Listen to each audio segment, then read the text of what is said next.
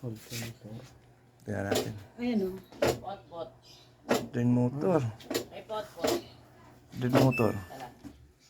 Dito nga guys, may siniservice kami na Samsung, no? So ang problema niya guys, maingay siya kapag nagdi-drain. So may lumalagatok pag nagdi-drain yung washing machine. So nandito kami ngayon guys sa Buena Rosa 9, Santa Rosa, Laguna.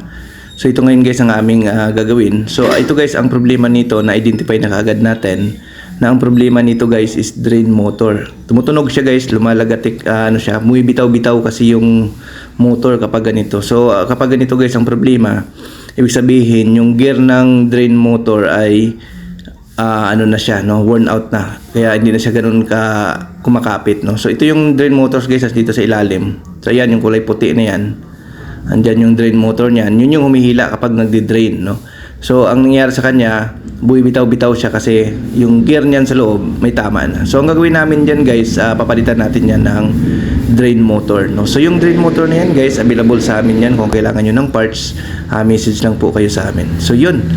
So nakita naman na kaagad natin guys yung problema. So ang gagawin na lang namin dito is papalitan na lang natin to, no, ng drain motor. So ganun lang naman guys, no. Kailangan lang ma-identify natin talaga ang problema ng washing kapag tayo ay nag-service, no, para hindi tayo pabalik-balik, no. Mabilis natin siyang makita, no, kung bakit nagkakaroon siya ng tunog ng tunog. So yun. So ito guys, pinapalitan na nga ni Marvin yung kasama natin dito, no. So palitan natin siya ng bago para mawala na yung tunog ng tunog niya. Then okay na ito. So yun lang naman ang naging problema talaga, yung pinaka-drain motor niya. So mapapansin nyo yan siya guys, yung tubig, parang pabuylo-buylo yung labas, then tunog ng tunog, no?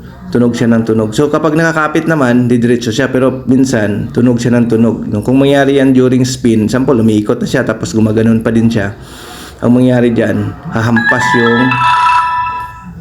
labahan nyo sa gilid, then kakalabog yung washing machine. So yun. So ayan guys, pinapalitan lang namin siya ng drain motor. So yun, kung gusto nyo magpa-service sa amin, message lang kayo sa aming Facebook page sa Northia Repair Shop, or message kayo sa ating cellphone number na nandyan guys sa ating YouTube. Nandyan naman yung ating cellphone number, no. Then